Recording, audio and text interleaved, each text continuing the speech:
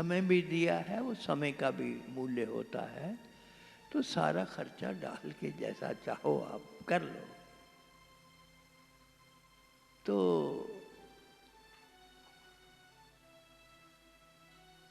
मेरे बेटों, मेरी बेटियों, मेरे बच्चों, ये आप तक दर्द दिल से पहुंचाने की कोशिश की, ये सारी चीज़ें, कि आप कायम रहो, सब कायम रहे।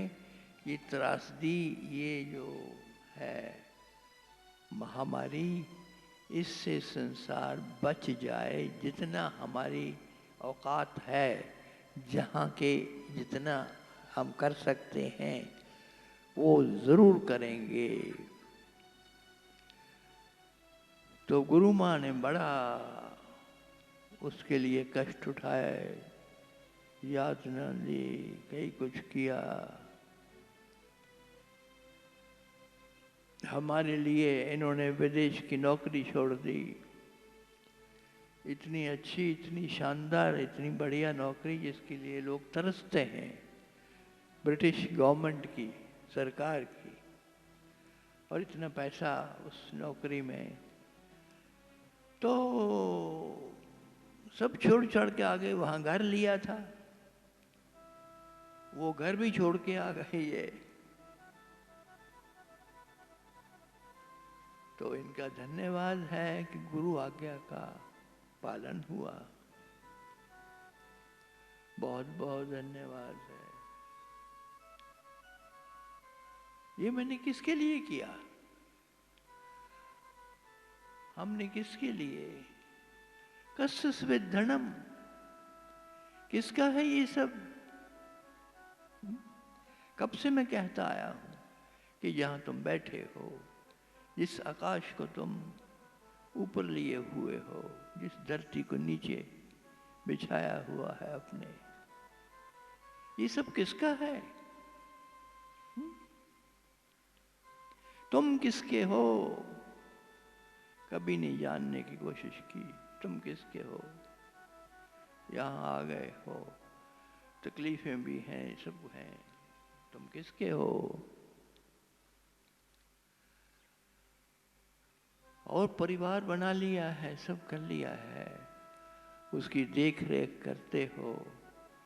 हम चाहते हैं कि एक एक एक एक सत्संगी हमारा, चाहे जुड़ा हुआ है चाहे नहीं जुड़ा हुआ, चाहे अंदर है चाहे बाहर है, वो सुखी रहे, संपन्न रहे, समृद्ध रहे, कल्याण उसका हो, मंगलमय हो उसका, उसका सदा मंगल हो, सदा कल्याण हो। यही हम दिन रात प्रार्थना क्या है, पूछती गुरु माँ किस लिए बैठे हो, अब किस लिए बैठे हो? जब कब से कह रहे हो कि आपको मंजिल पूरी मिल गई, और हम देख रहे हैं कि वाकई मिल गई है, इन्होंने मान लिया कि हाँ, लेकिन क्यों बैठे हो? मैंने कहा ना मैं पहले अपने लिए बैठा था, ना अब अपने लिए बैठा हूँ। जिनके लिए बैठा हूँ उनके लिए बैठा हूँ और बैठा ही रहूँगा।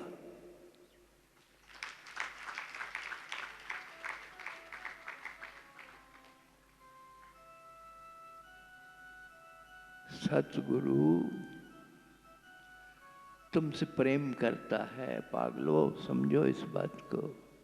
वो तुम्हारे प्रेम में पड़ गया, सब चीजों का प्रेम तोड़ के, और तोड़ के ही प्रेम होता है। प्रेम तब होता है जब तुम सबसे छूट जाते हो। ये सब जितना भी ये कूड़ा करकट था संसार का, इसका त्याग करके हम आपकी ओर मुड़े हैं। हम आपकी ओर मुड़े हैं, उस सब का त्याग करके। क्या करूं? बंधा हुआ हूं, प्रेम से बंधा हुआ हूं। प्रेम की डोरी दिखाई नहीं देती कभी भी, लेकिन बंध गया हूं।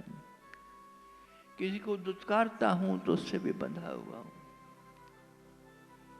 कोई मेरा हाथ खींच के अपने सिर पर रखना चाहता है, और मैं उसको छटक देता हूँ, फटक देता हूँ, उससे भी बंधा हूँ। मैं तो सबसे बंधा हूँ। कब से बंधा हूँ? थारा मारा कब का स्नेह। मीरा कहती है भगवान से जब वो मिलते हैं, मेरे प्रभु थारा मारा कब का स्नेह। अरे याद तो करो, कुछ पीछे जाओ। किस जमाने से, किस युग से हम चले आ रहे हैं प्रेम में बंधे हुए चले आ रहे हैं। वो प्रेम टूटता नहीं, वो छूटता नहीं, वो छूट सकता नहीं, वो छूट नहीं सकता। मैंने तुमसे कहा था मैं आऊंगा, मिलूंगा। अभी कोरोना काल खत्म नहीं हुआ है। मैं उन पहियों पे बैठ के आया हूं तुम्हें मिलने के लिए। हाँ? तुम कैसे आए हो मेरे मिलने के लिए? तुम दर्शन करना चाहते थे। बार बार गुरु माँ का टेलीफोन हमें दिया जाता था। बार बार वो मुझे बताती थी कि संगत मिलना चाहती है, मिलना चाहती है, मिलना चाहती है। तो मिल लो। आज मैं बैठा हूँ और बड़ी मुश्किल से आया हूँ तुम्हें मिलने के लिए। ये शरीर टूट रहा है, ये टूट ही गया पूरी तरह से। और एक और बात मैं तुमसे कहना चाहता हूं कि तुम ना अपने शरीर को तोड़ना। ये मैंने खुद तोड़ा है, ये मेरी करनी है अपनी। कि अगर मैं एक ही जगह पर बिना खाए ये न पिए 72 घंटे या कई दिन बैठा रहूंगा तो क्या होगा? तुम भी समाधि आते हो करने मेरे साथ। समाधि महाराज जी समाधि में ले जाओ। महाराज जी ध्यान नहीं बनता है, तुम्हें ध्यान में बैठाते हैं, तुम्हें समाधि के जाने के सारे रास्ते बताते हैं, लेके भी जाते हैं। मैं लेके भी गया हूँ बहुतों को समाधि में। जो तैयार हो जाते हैं उनको लेके भी जाता हूँ। गए हैं, लेकिन सीखो कुछ।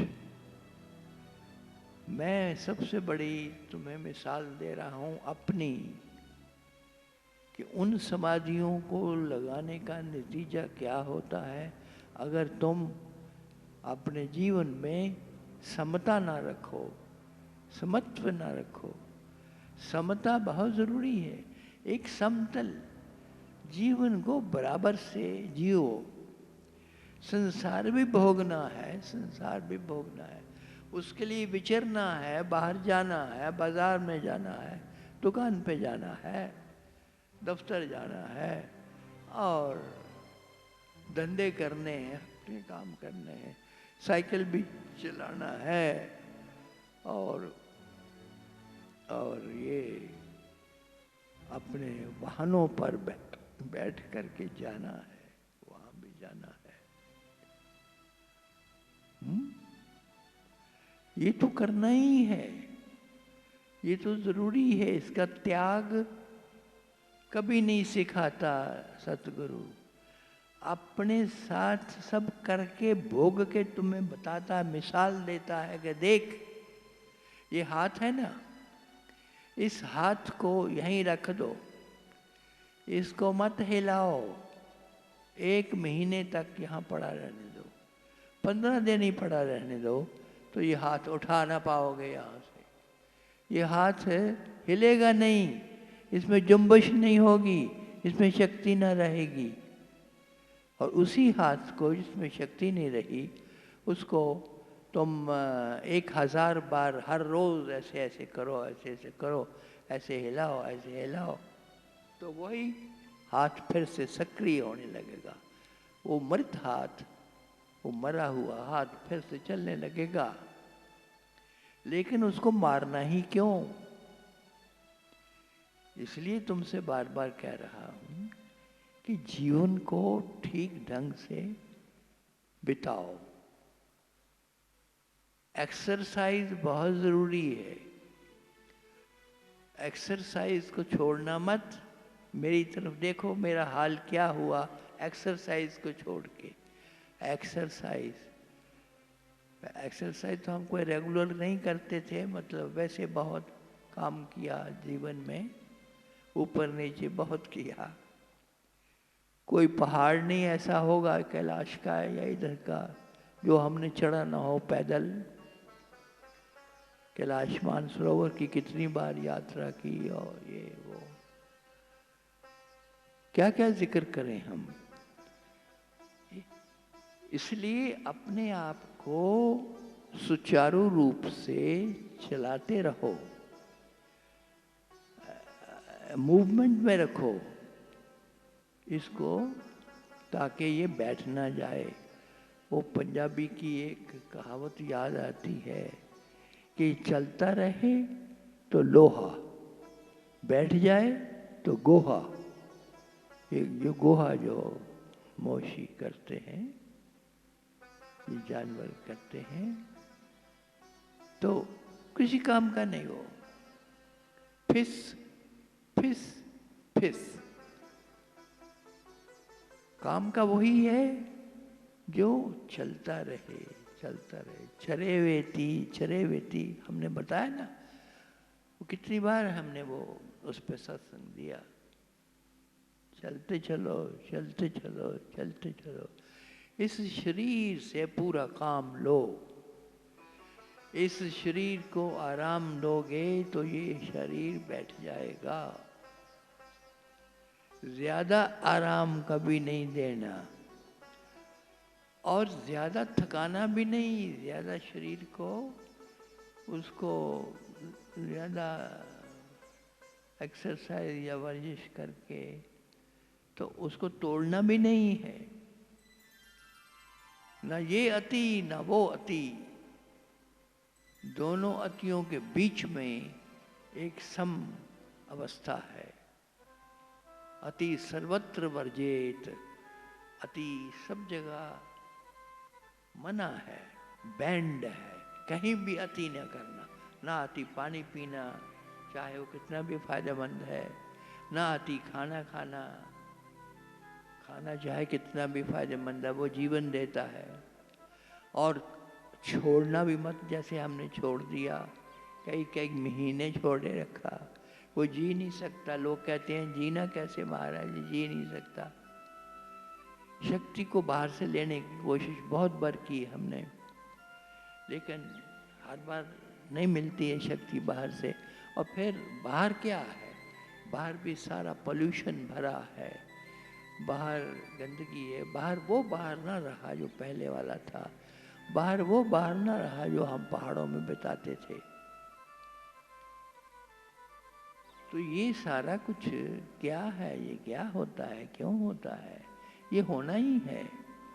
अब ये शरीर है, तो मैं कितनी बार कहा कि शरीर जो है वो मरण धर्मा है। मरण धर्मा है, उसका एक ही धर्म है, मरना, टूटना, क्षीण होना। क्योंकि वो पदार्थ है, क्योंकि वो सांसारिक है। इसलिए इसकी देख रेख शुरू से ही करनी चाहिए अगर इसको कायम रखना चाहते हो। ये तुम्हारे अपने हाथ में है। और सब अति, जैसा भी अति, ज्यादा सोओगे तो भी मरोगे, ज्यादा जागोगे तो भी मरोगे। मरना बुरा नहीं है, जैसे माँ बोल रही थी, ये तो एक अवस्था है। दूसरी अवस्था, मरता कोई भी नहीं। Nobody can die। कोई इंसान मर नहीं सकता है, ना कभी मरेगा, चाहे बच्चा है चाहे बूढ़ा है। ये कैसी बात कह दी, अनहोनी जो परमात्मा ने बनाई ही नहीं। परमात्मा ने मौत नहीं बनाई, हमने गलत समझ लिया। दरअसल एक बदलाव है, एक बदलाहट है। जैसे मौसम बदलते हैं वैसे ही इंसान एक अवस्था से दूसरी अवस्था में चला जाता है। यहाँ धरती पे भोग रहा है अपना जीवन, वहाँ दूसरी साइड में चला जाता है, कुछ भी नहीं, आदमी वही रहता है, इंसान वही है। मौत कैसे होगी? मौत का मतलब छुटकारा, छुटकारा तो हमें मिल नहीं सकता। संसार में इतने कर्म कर रखे हैं, विचार से, वाणी से, अपने ये कर्मों से, अपने कृत्यों से, अपनी इंद्रियों से इतने कर्म कर रखे हैं कि छूट के जाओगे कहाँ? बंधन में बंधे हो, और संगल बांधा मोटा, उससे बंधे हो, कहीं नहीं जा सकते, कहीं नहीं जा सकते। हाँ, इन सब से बाहर हो सकते हो अगर सतगुरु के मार्ग पर चलो। अगर किसी कामिल पुरुष का तुम्हें सानिध्य मिल गया तो तुम्हारी सब तुम्हारी उंगलियां घी में, तो तुम्हारे सब पाँव बन गए। अगर किसी सानिध्य मिल जाए उसका, वो किसी ऐसे का जो पहुंच गया है, तो तू उसका दाम न दे पाएगा। नीरजा ने कहा, कर्म न दे पाएंगे, उसका खमियाजा ना हम दे पाएंगे, उसके बदले में कुछ नहीं कर पाएंगे। तूने कर्म इतने किए हैं, तुमने इतना मेहर किया है, इतना कुछ दिया है, अरे मैं तो कुछ भी नहीं दे सकता। मेरी श्वास चल रही है, मैं बोल रहा हूँ, भाई यही बहुत बड़ा कर्म है, और कहाँ जाना? दूर मत जाओ, रोज देखो अपने आप को, श्वास जा रही है, आ रही है, आ रही है, आ रही है, जा रही है। ये कौन चला रहा है? इंसान नहीं चला सकता। उसके कर्मों की गिनती नहीं है, तो तुम उसके कर्मों से जुदा क्यों होना चाहते हो? अरे नीरजा, सारे वजन हमने हटा दिए, सारे भार हमने उतार दिए, एक छोटी सी डोर बंधी रखी कर्म की, दया की, कृपा की, वो भी तुम तोड़ देना चाहते हो? हा? तुम इतना भी याद नहीं रखना चाहते सतगुरु को कि ये उसका कर्म है। इतना भी ध्यान नहीं तुम्हें कि उसने इतना कुछ किया है, कम से कम उसकी याद बनी रहे। ये कर्म क्या है? ये कर्म उसकी याद ही है। तुम याद करते हो कि मेरे साथ ये हुआ, मेरे साथ वो हुआ, मुझे ये मिला, मुझे वो मिला। दया और कृपा उसकी अपार है। वो जो अपार कृपा है, जो अपार दया है, वो